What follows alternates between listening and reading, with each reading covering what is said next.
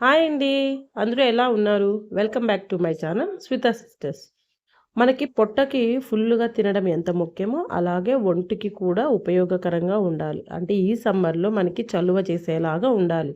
ఈ బ్రేక్‌ఫాస్ట్ నేను చెప్పినట్లు మీరు ఫాలో అయ్యారనుకోండి, ఒంటికి కూడా చలువ చేస్తుంది. అలాగే ప్రోటీన్స్‌తో కూడా కూడి హెల్తీగా ఉండే బ్రేక్‌ఫాస్ట్ అనమాట. సో, ముందుగా అయితే ఒక మిక్సింగ్ బౌల్ తీసుకొని, ఒక హాఫ్ కప్ వరకు అయితే క్యారెట్ తురుము, అంటే ఒక పెద్దదైతే తీసుకుంటే క్యారెట్ సరిపోతది. అలాగే ఒక కీర, నేను ఇక్కడైతే ఒక కీరాని తీసుకుంటే ఒక హాఫ్ కప్ వరకు వచ్చింది. అలాగే ఒక పెద్ద సైజు ఆనియన్‌ని చాలా చిన్న ముక్కలుగా కట్ చేసుకోండి. ఇక్కడ వచ్చేసి పచ్చిమిర్చి, అల్లము వేసి 2 దంచాను. సో, అదంతా ఒక పేస్ట్, అంటే మీ స్పైస్‌కి తగ్గట్టు అడ్జస్ట్ చేసుకోండి. ఇక్కడ అలాగే పచ్చిశనగపప్పు, అలాగే పెసరపప్పు వచ్చేసి నేను నైటే సోక్ చేసి పెట్టాను. 2 స్పూన్ల వరకు అయితే వేసుకున్నాను. అలాగే పల్లీలు వేయించినవి గ్రైండ్ చేసుకొని ఒక హాఫ్ కప్పు వరకు వేసుకోవాలి. ఫైన్‌గా కట్ చేసుకున్న కొత్తిమీర, కరివేపాకు కూడా వేసుకొని, మీ టేస్ట్‌కి తగినంత సాల్ట్ కూడా వేసుకోవాలి ఇందులోకి. ఇక్కడ మెయిన్ ఇంకొకటి ఏమంటే దేనితో చేస్తున్నామంటే, ఇక్కడ మెయిన్‌గా జొన్న పిండితో చేస్తున్నాము.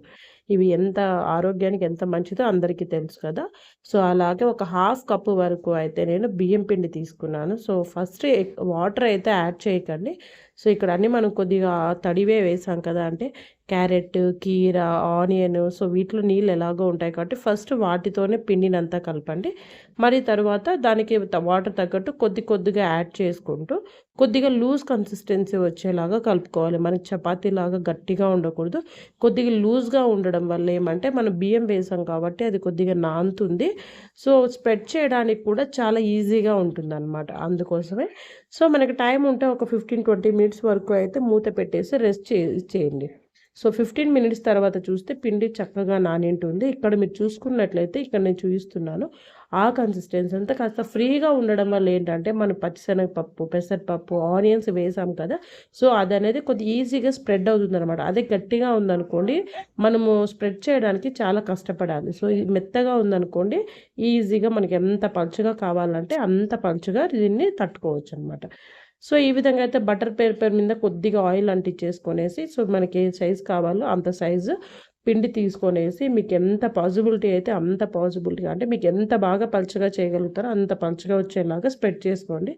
క్రిస్పీగా కావాలి అనుకున్న వాళ్ళు ఇలా హోల్స్ చేయండి. లేదు నార్మల్‌గా పర్లేదు అప్పుడప్పటికే తినేయొచ్చు అంటే అలా హోల్స్ చేయనవసరం లేదనమాట. బాగా వేడిగా కాలుతున్నప్పుడు ఈ విధంగా బటర్ పేపర్‌ని తీసి దాంట్లో వేసామనుకోండి చక్కగా ఊడుస్తుంది. ఒకవేళ రాలేదు అంటే ఒకసారి గరిటెతో ఇలా అన్నారనుకోండి, చక్కగా పేపర్ నుంచి అయితే మనకి ఈ రొట్టె అనేది పక్కకొచ్చేస్తుంది. సో, ఈ విధంగా మనకి ఇప్పుడు క్రిస్పీనెస్‌గా కావాలి అనుకున్న వాళ్ళు ఈ హోల్స్‌లోకి కొద్దిగా జస్ట్ ఒక హాఫ్ టీ స్పూన్ వరకు అయితే ఆయిల్ వేసుకోండి. ఆ వేడిలో ఆ ఏరియా అంతా బాగా క్రిస్పీగా కాలుతుంది. అలాగే ఈవెన్‌గా కూడా కాలుతుందనమాట. సో, ఇలా ఒక్క సైడ్ కాలిన తర్వాత రెండో సైడ్‌కి ఫ్లిప్ చేసుకోవాలి. ఇది బాగా కాలాలి, పచ్చిగా లేకోకుండా చూసుకోవాలి. ఇలా కాలిన దాన్ని రెండో సైడ్ కాల్చుకొనేసి, సో, రిమైనింగ్ ఇంత పిండి ఉంటే అన్ని వాటిని కూడా మీరు కాల్చేసుకొనేసి ఇంటిల్లిపాదు పెరుగుతో కానీ, లేదు అంటే మీ దగ్గర ఏదైనా పికిల్ ఉంటే పికిల్‌తో కానీ, నేనైతే ఇక్కడ మామిడి అల్లంతో అయితే సర్వ్ చేస్తున్నాను. టేస్ట్ మాత్రం నిజంగా చాలా బావుంటుంది. అండ్ ఒంటికి కూడా చాలా బాగా చలవ చేస్తది. సో, తప్పకుండా ఈ రెసిపీని మీరు కూడా ట్రై చేయండి.